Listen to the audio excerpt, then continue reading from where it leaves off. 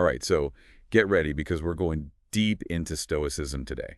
Yeah, and not just like the ancient history of it all, but really, like, how can this actually help you live a better life? Exactly, and we'll be using How to Be a Stoic by Massimo Pigliucci to help guide us. Great book. Really is, and I think one of the things that struck me most about it was just how relevant this 2,000-year-old philosophy is to our modern problems. Like, you would think something that old would be outdated by now, but it's really not.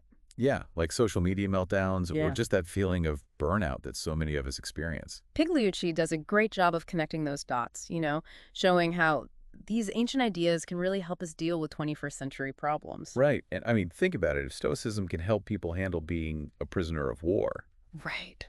surely it has some wisdom for us regular folks dealing with, Yeah. rush hour traffic and an overflowing inbox. Absolutely. I mean, that's exactly the point. And one of the core principles of Stoicism is this idea of the dichotomy of control. It's about focusing on what you can influence, like your reactions and choices, Okay. and then accepting what you can't, like that traffic jam. But how do you actually do that? Right. Like, it's one thing to say, okay, I'm going to accept the things I can't control. But when you're in the middle of feeling stressed or frustrated, Yeah. how do you actually make that shift? Well, Pigliucci gives us some really practical tools for doing just that. Okay, good. One that really struck me was Epictetus's analogy of the dog tied to a cart. Oh, yeah, I like this one. So the cart represents fate, all that stuff we can't control. Right. The dog is us, and we have a choice. Okay. We can fight against the pull of the cart, Yeah. be dragged along miserably, What? or we can choose to walk alongside the cart, maybe even find a way to enjoy the scenery. Right. Maybe even make friends with the car driver. Exactly right. And this idea is especially powerful when you think about something like social media comparison. We can waste so much energy wishing we had someone else's life, Right. Or we can focus on building our own best life, whatever that looks like for us. I love that. So it's not about being passive. Right. It's about making active choices. Absolutely. Okay, I'm starting to see why this is resonating with so many people today. But before we get too far, let's rewind a bit for anyone who's new to Stoicism, Okay. who started all this, and what were the main ideas? So Stoicism originated in Athens around 300 BC with a guy named Zeno of Citium. Okay. And what's interesting is that he taught out in the open in a place called the Stoa Poikile, The Stoa Poikile, which basically means painted porch. a painted porch. Yeah, so anyone could just wander up and listen. Wow. So from its very beginning, Stoicism was about making this wisdom accessible. Okay, so accessible philosophy in ancient Greece. Yeah. I like it. Yeah. But what exactly were they teaching? So along with that dichotomy of control we talked about, Stoics also emphasized virtue as the path to a good life. Okay. And I don't mean virtue in like some stuffy rulebook kind of way, Right. but more like things like wisdom, justice, courage, temperance, Yeah. qualities that help us navigate the world and make good choices even when things are tough. So it's about building that inner strength to deal with whatever comes your way. Exactly. Like that. And the Stoics believe that practicing these virtues leads to eudaimonia. Hold on, eudaimonia.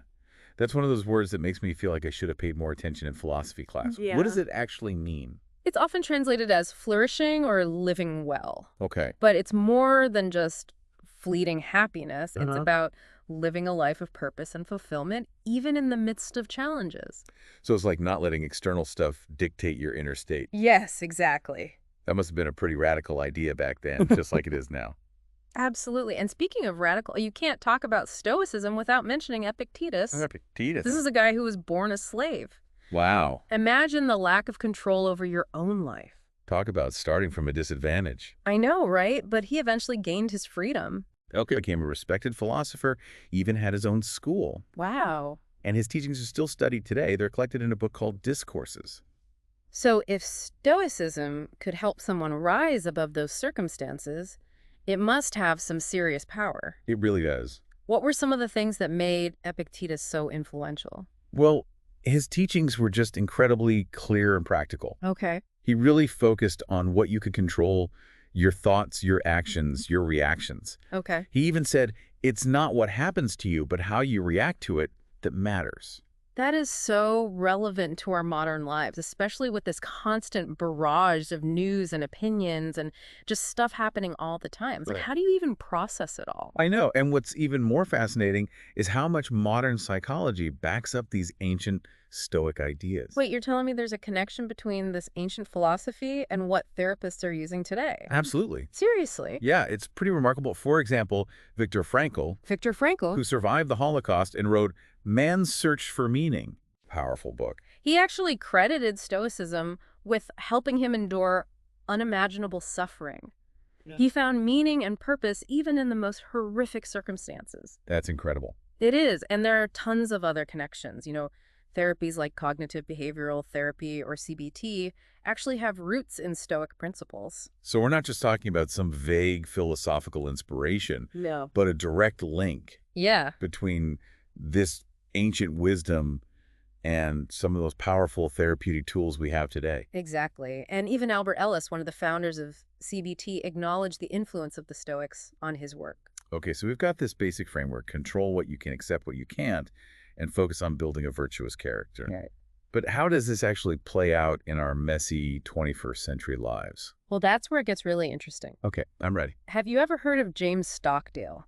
The name rings a bell. Wasn't he a military leader or something? He was a U.S. Navy admiral who was captured and held as a prisoner of war during the Vietnam War Whoa. for 7 years. 7 years. He endured torture and solitary confinement. Oh my gosh. But what's incredible is that he credits Stoicism with helping him survive. Okay, so if Stoicism can help someone survive a POW camp, it must have some serious applications for our everyday struggles. Exactly. And what's fascinating is that Stockdale noticed something interesting among his fellow prisoners. Oh. What's that? The ones who clung to blind optimism, kept saying, we'll be out by Christmas. Right. They actually fared worse. Because when Christmas came and went, their hope turned to despair. Exactly. He realized that true resilience comes from acknowledging the brutal facts of your situation, Okay. while also maintaining faith in your ability to eventually prevail. So it's about balancing realism with hope. Yes. Facing the tough stuff head on, but also believing that you have the inner resources to make it through. Exactly. He called it the Stockdale paradox. The Stockdale paradox. Okay, I like it, but how do you actually cultivate that kind of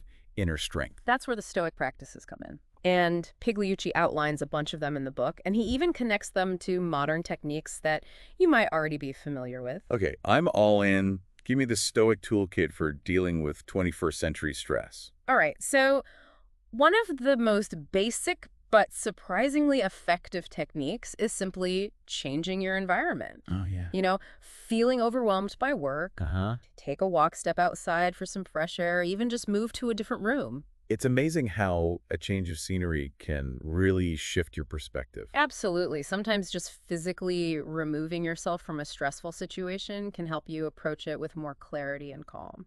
Makes sense. Another technique is shifting timing.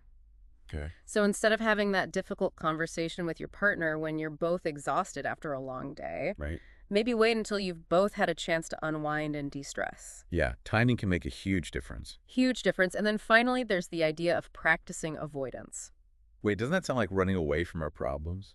Not necessarily. It's more about being strategic. So let's say you know that scrolling through social media before bed makes you feel anxious and insecure. Yeah, been there. So instead of mindlessly opening those apps, Right. choose a different activity that promotes relaxation and restful sleep, Okay. like reading a book or listening to calming music. So it's about being mindful of the things that drain your energy Yeah. and then choosing to engage with things that nourish you instead. Exactly. And it's a great example of how Stoicism is about taking control of your life, even in small ways, and making choices that align with your values and goals. Love that this is all making so much sense, but what about when the stress is coming from other people, like dealing with insults or criticism, especially in the online world? Yeah, Pigliucci has some great advice for that too, drawing on both ancient wisdom and modern insights. I was going to say, even in ancient Rome, I'm sure people were dealing with negativity and drama. Oh, absolutely. So how did the Stoics handle those kinds of situations? One technique is something that Bill Irvine,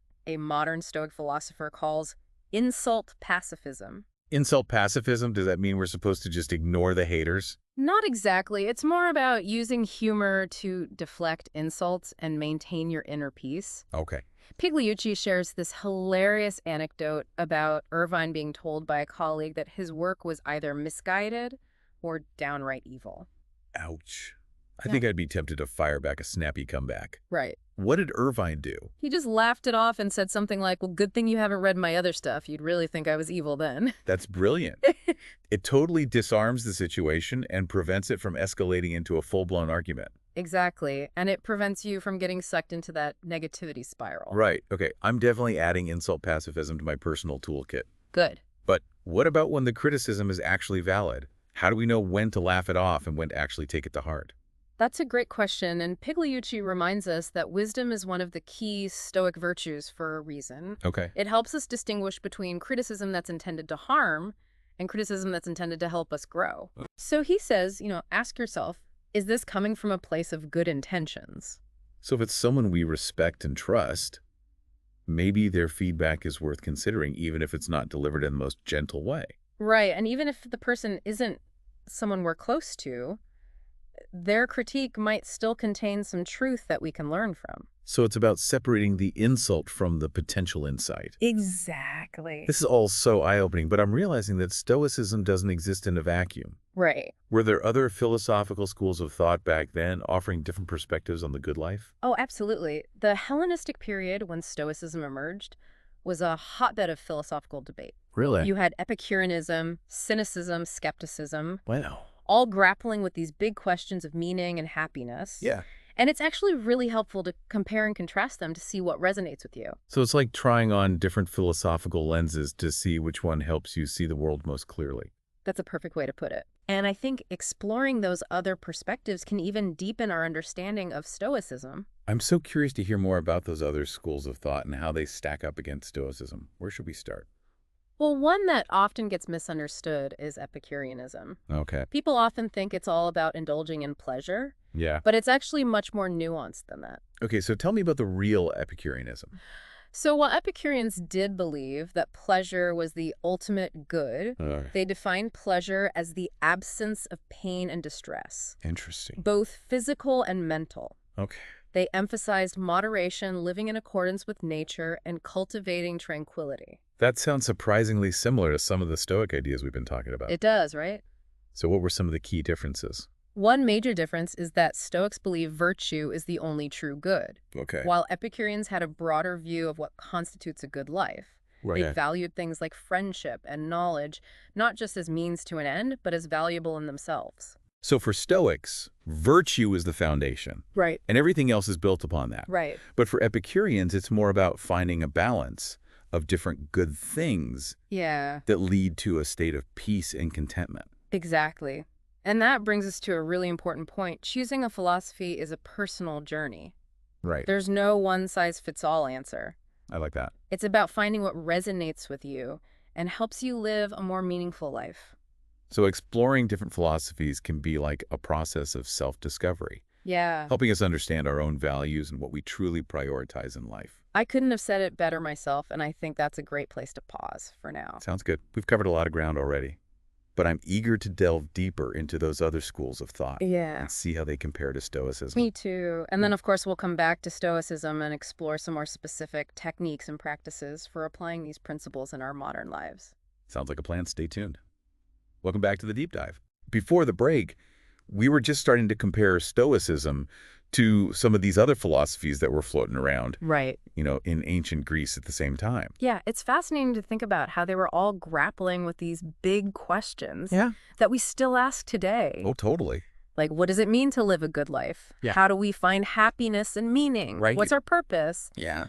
All that good stuff. Okay, let's talk about cynicism. Okay. That one always seemed a bit, cynical to me. Yeah. Were they really as pessimistic as their name suggests? Not necessarily pessimistic, but definitely unconventional. Okay.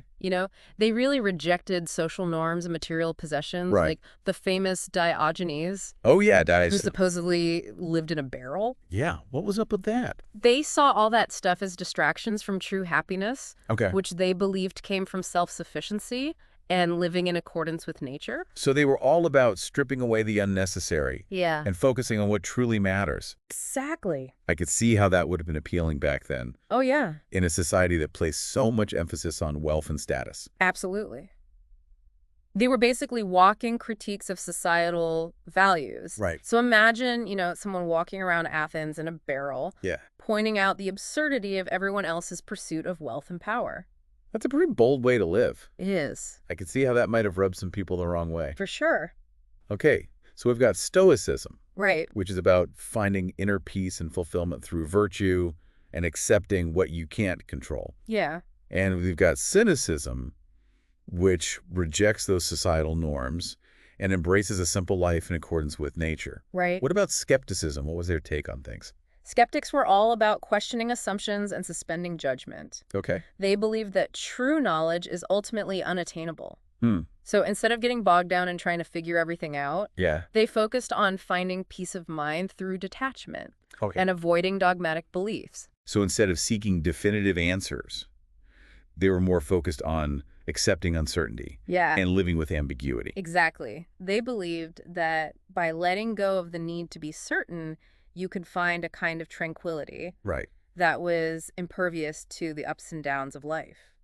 I could see how that would be a really valuable skill in today's world, Oh, absolutely. where we're constantly bombarded with information and opinion. Yeah. It's about developing that ability to critically evaluate information, to question our own assumptions, to be open to different perspectives. And that's a very Stoic idea as well. It is. It's so fascinating how these different philosophies each have their own unique approach, Right. but they also share some common threads. They do, and that's what makes exploring them so rewarding. Yeah. By understanding these different perspectives, we can deepen our own understanding of what it means to live a good life. Right. And maybe even find new ways to apply those principles in our own lives. It's like having a philosophical buffet, where you can sample different ideas and see what nourishes your soul. Exactly. Okay, so we've done a whirlwind tour of these different schools of thought. Now I'm ready to come back to Stoicism Okay. and dive deeper into those practical techniques for applying these principles in our modern lives. That's dear. Remember that idea of premeditatio malorum, Yeah. the premeditation of evils? We Yeah. touched on that earlier. It's the concept of mentally preparing for challenges and setbacks. Exactly. It sounds a bit counterintuitive, Yeah. but I'm starting to see the wisdom in it. It's not about being pessimistic or dwelling on the negative. Right, It's about acknowledging that difficulties are a part of life. right. And by mentally rehearsing for those challenges, we can develop a plan for how we'll respond Okay. in a way that aligns with our values. Like having an emotional safety net. Exactly. Pigliucci also talked about a technique called otherizing, right? Yes, that's And right. Can you remind me what that one was again? So it's a simple but powerful exercise where you imagine a challenging situation happening to someone else instead of you. Okay. It helps create some distance from your immediate emotional reaction Right. and see things more objectively. Like tapping into our inner wise friend who always gives the best advice. Exactly. And he also points out that statistically speaking, Yeah. whatever you're going through, Yeah. chances are someone else has experienced something similar. Right. So you're not alone in your struggles. That's so comforting. It is. It's easy to get caught up in our own little bubble of experience Right. and think that our problems are unique. Yeah. But remembering that we're all part of the human experience and we all face challenges Yeah. can be incredibly grounding. Absolutely. And it can also make us more compassionate towards others. We've Yeah. all been there. We all know what it's like to feel frustrated, stressed, disappointed. So Stoicism is not just about individual resilience. Right. It's also about cultivating empathy and understanding. That's a great insight. Okay, I like that. Now, another technique that Pigliucci emphasizes is negative visualization. I'm intrigued by this one. Yeah. Isn't that a little contradictory to the common advice to focus on positive thinking?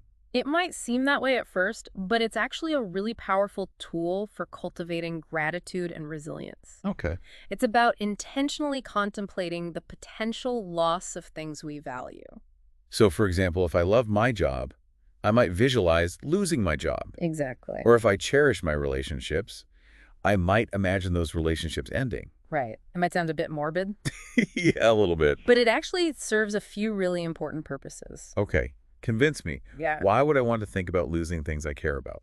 So first, it helps us appreciate what we have in the present moment. Okay. When we contemplate the potential loss of something, we become more aware of its value Right. and less likely to take it for granted. It's like that saying, you don't know what you've got till it's gone. That's a great way to put it. Yeah. And it can apply to anything, you know? Our health and well-being, our relationships, our possessions. Yeah. Just taking a moment to imagine life without those things Yeah. can make us feel incredibly grateful for them.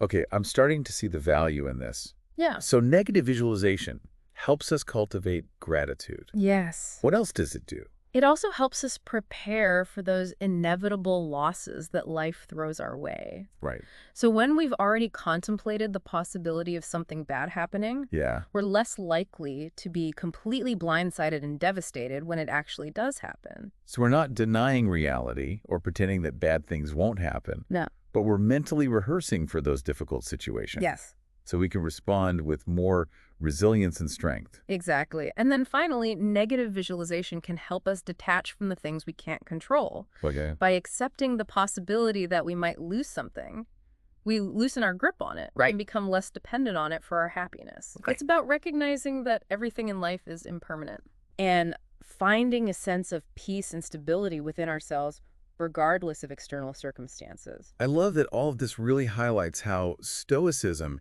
is about taking a proactive approach to life. Yeah. It's not about passively accepting whatever happens, Right. but about preparing ourselves mentally and emotionally to navigate the ups and downs with grace and resilience. You're getting it. And speaking of proactive approaches, let's talk about one more technique that I think is really valuable for putting Stoicism into practice. Okay, Amy. Journaling. Oh, I love journaling. It's so simple and accessible, Yes. yet so powerful. How does journaling tie into Stoicism? Well, the Stoics believed that self-reflection was crucial for growth and progress. Right. And journaling is a perfect tool for self-reflection. Totally. It provides a space for us to examine our thoughts, our feelings, our behaviors, Yeah. and to identify areas where we can improve. It's like having a conversation with ourselves on paper. Exactly. And Pigliucci suggests using journaling to explore some of those Stoic techniques we've been talking about. For example, you could use your journal to reflect on the dichotomy of control. Okay. Identify things you're stressing about that are outside your control, Right. and then focus on what actions you can take. Makes sense. Yeah. You could also use it to practice otherizing. Yeah. Write about a frustrating situation as if it were happening to a friend. Right. And see what advice you'd give them. You got it. Journaling can also be a great tool for negative visualization. Okay. You can write about potential challenges or losses Right. and explore how you might respond in a way that aligns with your Stoic principles. And all of this self-reflection helps us become more aware of our patterns. Yes. Our strengths, our weaknesses. Exactly. Which ultimately allows us to make more conscious and intentional choices in our lives. Exactly. That's what Stoicism is all about. Yeah. Empowering ourselves to live more fulfilling, meaningful, and virtuous lives. Right. No matter what challenges come our way. This deep dive has been so insightful. Good. I'm amazed by how much wisdom these ancient philosophers had and how relevant their ideas are to our lives today. Me too. It really shows that the human experience hasn't changed all that much in the past 2,000 years. Right. We're still grappling with the same question. Yeah. Still searching for meaning and happiness. Oh, yeah. And still struggling with challenges and setbacks. Totally. Stoicism offers a timeless framework for navigating those challenges with grace and resilience. This has been so much more than just a history lesson. Yeah. It's been like a practical guide to living a better life. That's what I love about Stoicism. Yeah. It's not just a philosophy to be studied. It's a way of life to be practiced. I'm feeling inspired to incorporate some of these techniques into my own life. Good. Where do you suggest we go from here? I think Pigliucci recommends starting small. Oh. Pick one technique that resonates with you. Yeah. And give it a try for a week or two. Okay. See how it feels. Notice any changes in your thoughts or behaviors. Right. And be patient with yourself. Yeah. Remember, there's no one right way to be a Stoic. Right. It's about finding what works for you and adapting these principles to your own unique life. And for our listeners who are ready to take the plunge, we'll be back after the break with some final thoughts. Yes. And a challenge to help you apply Stoicism in your own life. Welcome back to the Deep Dive. We've been on quite a journey, exploring Stoicism and how it can help us navigate all the challenges of modern life. It's amazing how much we've uncovered. Yeah, we've covered a lot of ground, from those core principles like the dichotomy of control and virtue to some of those practical techniques like negative visualization. Right, and insult pacifism. Exactly. But before we wrap up this deep dive, I'd love to just hear your thoughts on what makes Stoicism so relevant today. Like, why is this ancient philosophy resonating with so many people in the 21st century? Well, I think one reason is that it just offers a sense of agency. In a world that often feels so chaotic and unpredictable, Right. it reminds us that we actually have more control than we often realize, control over our thoughts, our reactions, and our choices. It's so empowering. It is. It's easy to feel like we're at the mercy of all these external forces. Right. But Stoicism really reminds us Mm. that we have the power to choose our response. Absolutely. And another reason I think it's resonating with people is that it offers a path to finding meaning and purpose Yeah. in a world that can often feel so superficial and materialistic. It's like Stoicism provides an antidote to that constant pressure Right. to achieve and acquire. Yeah. Instead, it encourages us to focus on cultivating our character, Mm. living in alignment with our values, and finding that contentment within ourselves. I love how you put that. And finally, I think Stoicism is resonating because it offers a framework for building resilience in a world that's increasingly, complex and demanding. Right. It equips us with the tools to face those challenges with courage, grace, and a sense of perspective. All of this has really inspired me to incorporate some of these Stoic principles into my own life. That's great. Do you have any final words of wisdom for our listeners Sure. who are ready to embark on their own Stoic journey? Remember that Stoicism is a practice, not a destination. Okay. It's about making those small, incremental changes in our thoughts and behaviors over time. Right. It's about showing up for ourselves each day and striving to live in alignment with our values. And as we learned, it's not about being perfect No? or motionless or anything like that. Right. It's about embracing our humanity Yes. with all its complexities and imperfections, Absolutely. while also striving to be the best versions of ourselves. Couldn't have said it better myself. So as we wrap up this deep dive into Stoicism, we'll leave you with this final challenge. Think back to that analogy of the dog leash to the cart. Oh, yeah. Where in your life are you resisting the pull of the things you can't control?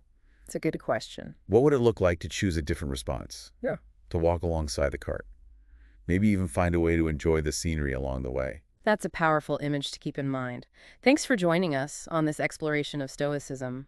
We hope you've gained some valuable insights and tools to help you navigate your own life's journey with more wisdom, resilience, and joy. Until next time. Keep diving deep